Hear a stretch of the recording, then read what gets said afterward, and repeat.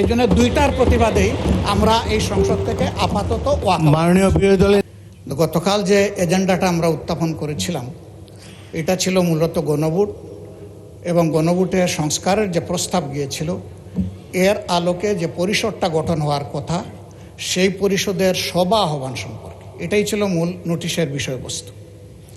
এক পর্যায়ে মাননীয় স্বরাষ্ট্রমন্ত্রী একটা প্রস্তাব এনেছে।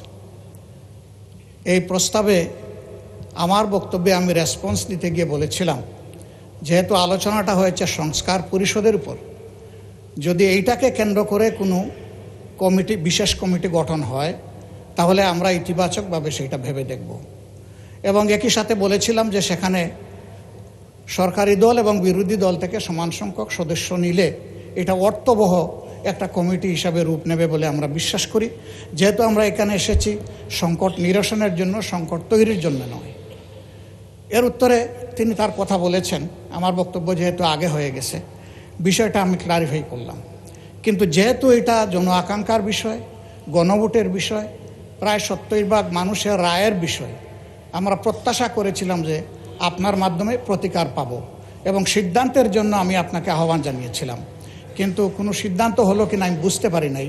এই বিষয়টা আপনার কাছ থেকে আমি স্পষ্ট জানতে চাই। ধন্যবাদ মাননীয় স্পিকার। মাননীয় বিরোধী দলের নেতা, কালকের প্রস্তাবটি ছিল একটি মুলতবি প্রস্তাব। এটি আমার অনুপস্থিতিতে গৃহীত হয়েছিল।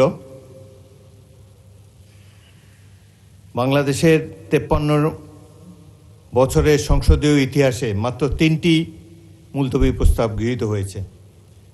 একটি যারা আনোয়ার হোসেন মঞ্জুর, অপরটি ছিল গ্রেনেড হামলা সম্পর্কিত, আর একটি ছিল নূর ইসলাম মনির কোস্টগার্ড সম্পর্কিত। বছর পর বছর চলে যায়, কোনো মুলতবি প্রস্তাব গৃহীত হয় না সংসদে। তারপরেও প্রাণবন্ত আলোচনার জন্যে ডেপুটি স্পিকারের সভাপতিত্বে মুলতবি প্রস্তাবটি গ্রহণ করা হয়েছিল। এই আপনি জানেন যে যেই সমস্যার সমাধান আইন প্রণয়নের মাধ্যমেই কেবল করা যায়, সেটি নিয়ে মুলতবি প্রস্তাব হতে পারে না। তারপরেও উদারভাবে বিরোধী দলকে কথা বলার সুযোগ দেবার জন্যে এটি গ্রহণ করা হয়েছে। আরও একটি আমি বলতে চাই, এই সম্পর্কিত আরও একটি মুলতবি প্রস্তাবের নোটিশ আজকে আমরা বিবেচনা করব। আপনাদের মধ্যে যদি কোনো কথা বলার বাকি থাকে, আমি বলেছিলাম যে বাকি কথা হলে আগামীকাল হবে, আজকেও আপনারা যদি প্রয়োজন হয় সেই নোটিশটি সম্পর্কে যখন আলাপ আলোচনা করব, আপনাদের আরও যদি বক্তব্য থাকে কথা বলার অবারিত সুযোগ আপনারা পাবেন।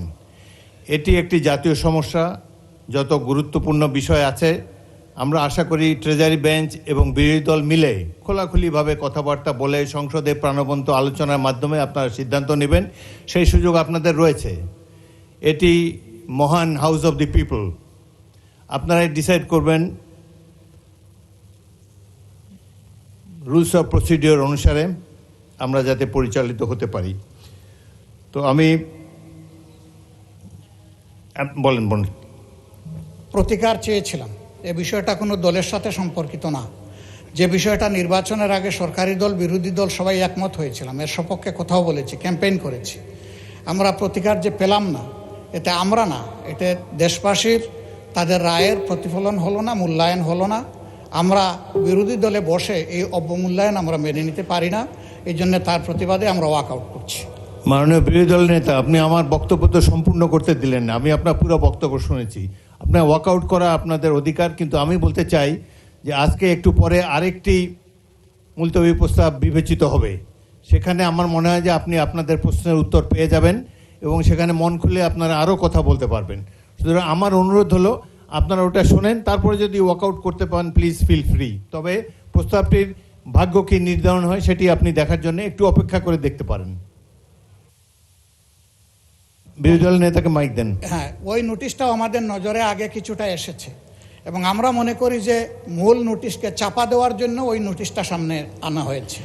এই জন্য দুইটার প্রতিবাদেই আমরা এই সংসদ থেকে আপাতত মাননীয় বিরোধী দলের নেতা, ধন্যবাদ মাননীয়। নোটিশই তো উত্থাপন হয় না, আপনি কি করে বুঝলেন কোনটা চাপা দেওয়ার জন্য এটা করা হচ্ছে? আমি অনুরোধ করছি একটু ধৈর্য ধরে অপেক্ষা করেন।